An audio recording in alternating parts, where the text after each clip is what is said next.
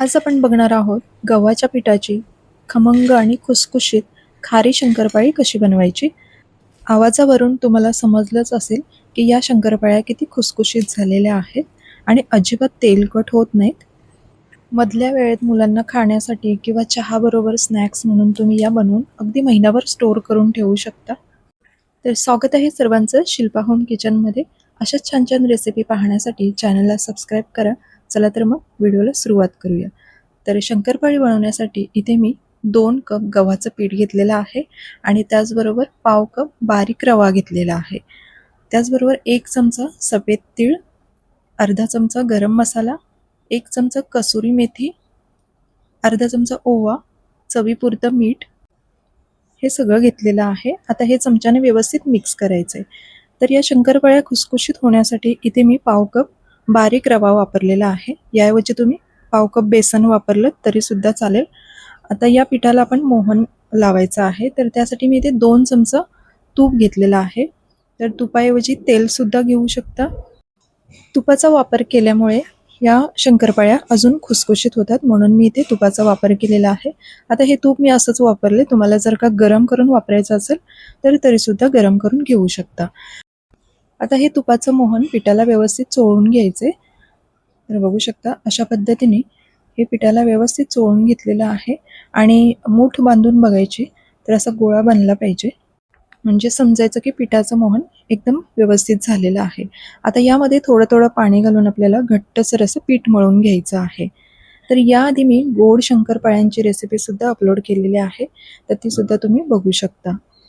जर कोणाला गोड शंकरपाळे आवडत नसेल तर अशा पद्धतीने खारी शंकरपाळी बनवून तुम्ही खाऊ शकता. तर आता थोडं थोडं पाणी घेऊन आपल्याला पीठ हे मळून घ्यायचं आहे. एकदाच पाणी जास्त घ्यायचं नाही, लागेल तसं थोडं थोडं घ्यायचं.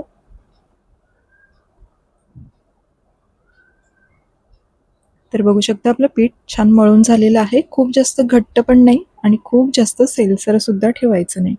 तर हे पीठ मळून झाल्यानंतर 5 मिनिटासाठी बाजूला ठेवून द्यायचं आणि मग लगेचच आपल्याला शंकरपाळ्या बनवायला घ्यायच्या आहेत. तर इथे मी एक पिठाचा गोळा घेतलाय आणि आता आपल्याला इथे चपाती लाटून घ्यायची. चपाती लाटताना ती खूप जास्त पातळ किंवा खूप जास्त जाडसुद्धा ठेवायची नाही. मध्यम अशी आपल्याला ही चपाती लाटून घ्यायची. खूप जास्त जाड ठेवली तर या शंकरपाळ्या मऊ पडण्याची शक्यता असते. त्यामुळे मध्यम अशी चपाती लाटून घ्यायची आणि इथे मी सुकं पीठ वापरलेलं नाही. जर का पोलपाटाला चपाती चिटकत असेल तर थोडंसं तेल लावून घ्यायचं आणि ही चपाती लाटून घ्यायची आहे.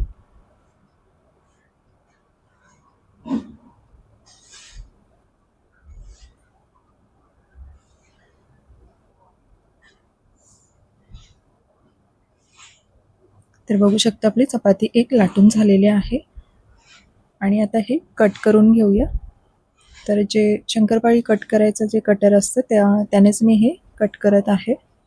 तर सुरुवातीला साईडच्या कडा कट करून घ्यायच्या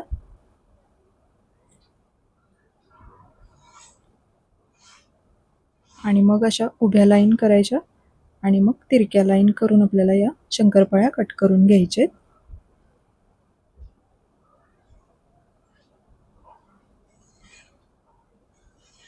तुम्ही सगळ्या पिठाच्या एकत्र अशा ह्या शंकरपाळ्या कट करून एका प्लेटमध्ये तयार करून ठेवू शकता आणि नंतर मग तळायला घ्यायच्या.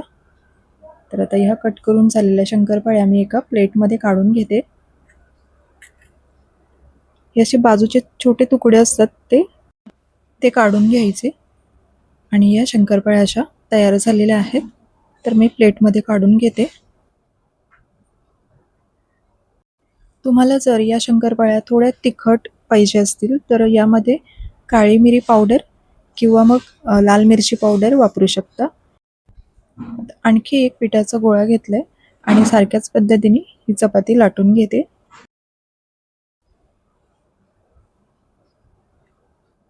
आणि ही सुद्धा चपाती लाटून झालेली आहे.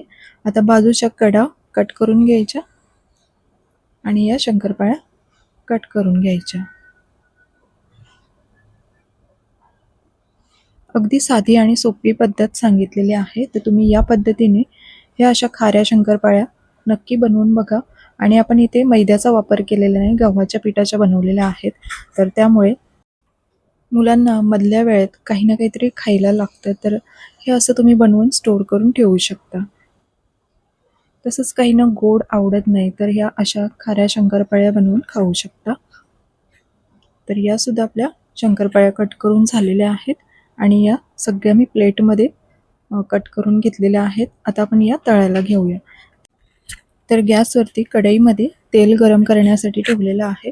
तर सुरुवातीला हे तेल गरम करून घ्यायचं आणि नंतर मग गॅस मध्यम करायचा आणि मध्यम गॅसवरतीच आपल्याला या शंकरपाळ्या तळून घ्यायच्या आहेत. खूप जास्त मोठ्या गॅसवरती तळायच्या नाहीत, कारण त्या शेकल्या जातात पण आतमधून कच्च्या राहतात आणि नंतर मग त्या मऊ पडतात. त्यामुळे आपल्याला कमी गॅसवरतीच या शंकरपाळ्या छान खुसखुशीत होईपर्यंत शेकवून घ्यायच्या आहेत.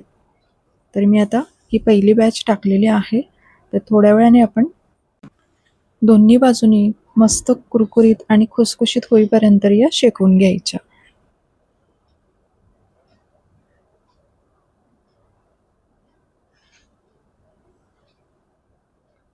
तर बघू शकता आधीपेक्षा रंग थोडा बदललेला आहे